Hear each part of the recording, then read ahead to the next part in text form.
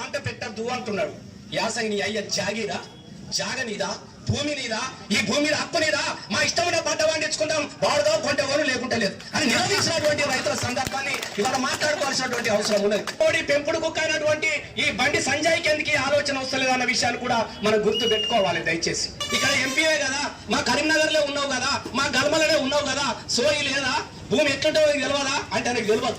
వాస్తవంగా ఆయన జనంలోకి వచ్చినోడు కాదు, ఏ ఊర్లో తిరిగినోడు కాదు, యాడుంటాడో తెలియదు. 4 రోజులసార్లు లేస్తాడు, బాబు ఒరుతాడు, పేపర్లో బొమ్మ వేసుకుంటాడు, క్లిప్లు తీస్తాడు, నరేంద్ర మోడీకి పెడతాడు, శబాష్ అంటే కూలికి సంతోషపడతాడు. మానకొండ ఎమ్మెల్యే రసమై బాలకిషన్ ఈయన ఏమంటాడు కదా అంటే మా ప్రియతమ నాయకుడైనటువంటి నరేంద్ర మోడీ గారిని అనుచిత వ్యాఖ్యలు చేయడం జరిగింది. దీనిపైన ఎలైపేట శాఖ ఆధ్వర్యంలో అతను దిశబొమ్మ దానం చేయడం జరిగింది. ఇప్పుడే మేము రసమై బాలకిషన్ ఈ సరసాల బాలకిషన్ స్ట్రేట్గా ఒకటే అడుగుతున్నాం, నువ్వు ఎవరికో గడి ముందట్లో గుడి ముందట్లో వెనక తినడానికి బొక్కలు వేసుకోవడానికి అంత ఎందుకు నాయన నువ్వు నిజంగా ఎమ్మెల్యే అయి ఉంటాయి కనుక నీ నియోజకవర్గ అభివృద్ధిని చూడు, లేదా ఒక దళిత నాయకునిగా ఒక దళితుల సంక్షేమం చూడు. నీకు ఇది లేదు అది లేదు, ఇది రాదు అది రాదు, ఏమున్నా వాళ్ళ భజన తప్ప నువ్వు చేసిందిలో ఏం లేదు. నీ సదస్సాలు కానీ నీ భాగోతం కానీ ప్రజలంతా చూస్తూ ఉన్నదో, దాన్ని ఎప్పటికప్పుడు సమీక్షిస్తూనే ఉన్నదో.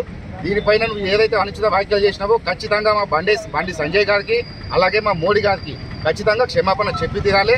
లేని ఎడల నేను ఎక్కడిదక్కడిని అడ్డుకుంటాం.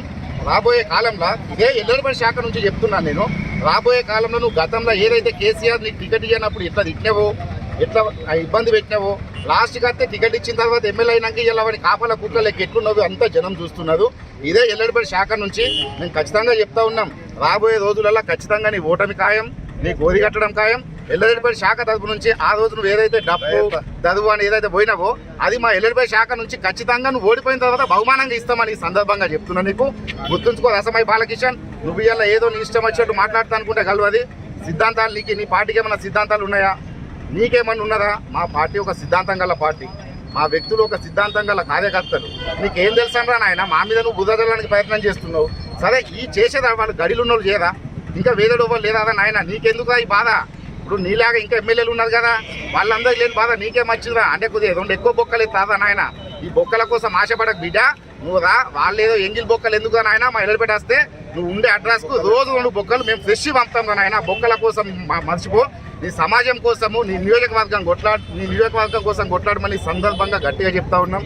రాబోయే రోజులలో వాడి హుజరాబాద్ నియోజకవర్గంలో ఖచ్చితంగా ఎక్కడికక్కడ మా బీజేపీ కార్యకర్తలను అడ్డుకొని తగిన బుద్ధి చెప్తారని ఈ సందర్భంగా మరొకసారి మనవి చేస్తున్నాం.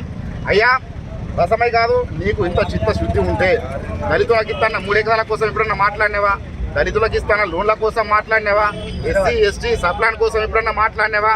అది ఏది లేదు. ఎంతసేపు గడిల దగ్గర వాళ్ళ దగ్గర ఈ వాచ్మెన్ నౌకది ఎందుకు నాయన? నీకు వాచ్మెన్ నౌకది కాదా నాయన? జనం నీకు ఓట్లు వేసింది గందుకు కాదు. ఎక్కడైతే నీ నియోజకవర్గం ఉందో ఆ నియోజకవర్గంలో వాళ్ళ మంచి చెడ్డలు చూసుకో. నిన్న ఒకటి సోషల్ మీడియాలో వైరల్ అవుతుంది. ఏంది, పిల్లలు స్కూల్ నుంచి బయటకు వస్తే సాయంత్రం 7:30 దాకా బస్సులు లేవాట. ఎందుకు ఆయన యువన కోసం చేస్తున్నారు ధర్నా?